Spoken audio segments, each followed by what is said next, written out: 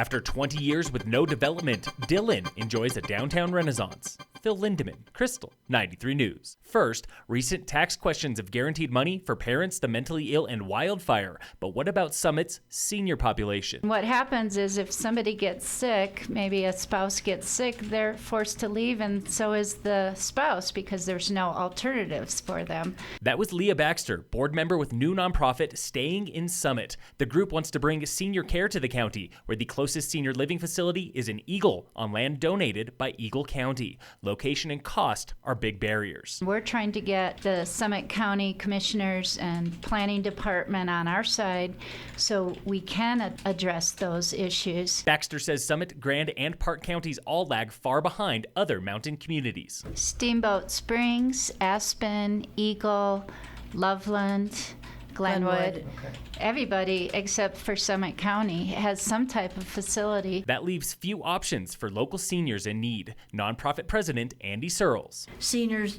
add a great addition to this community, and they've given so much. So many of them have lived here 40 and 50 years.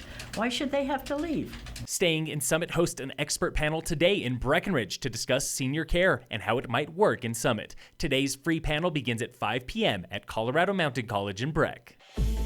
This week on the State of Summit, we go inside the Dillon Renaissance with Marketing Director Kirsten Anderson. I would say council has been focused on revitalizing that core area between Highway 6 down Lake Dillon Drive to the waterfront for over a decade now. That was Anderson talking about Dillon's renewed vision for its lakeside core, and it all started with an $8.4 million amphitheater upgrade. We hadn't had any new construction in 20 years, and then we kicked off the revitalization of the amphitheater. This summer, private contractors are working on two multi-million-dollar projects, the 4-story Homewood Suites, a Hilton hotel at the town entrance, and the second phase of the Sail Lofts, a mix of for sale and workforce housing by Town Park. The town will be working in our town park, reinvesting in tennis courts. We're creating a festival plaza and some dedicated parking, which will bring people off the streets. 4 large projects have wrapped in town since 2017. That includes the new Christie Sports Building, and 4 more are on the way, including 2 medical buildings, one by Dillon Dam Brewery, the other on the corner of Dam Road and US Highway 6. Dillon's grand total, 10 new projects in 3 years, and they aren't finished yet. Much like we're investing in the amenities like the town park and the amphitheater, we'll be looking at Marina Park, re-looking at that master plan. Tune in again next Wednesday for The State of Summit on Krystal 93.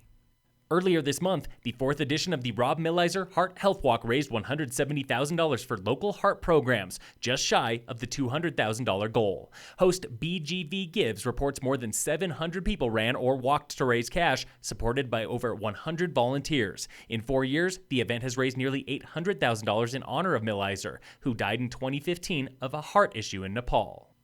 A new $4.2 million administration building for Summit Fire and EMS is nearly finished at Summit County Commons in Frisco. Fire officials move into the building in coming weeks with an official ribbon cutting by mid-July. This building houses local fire and ambulance, replacing an aging building on Highway 9 in Silverthorne, scheduled for demolition, part of the town's $90 million 4th Street crossing project. Ain't got nowhere to.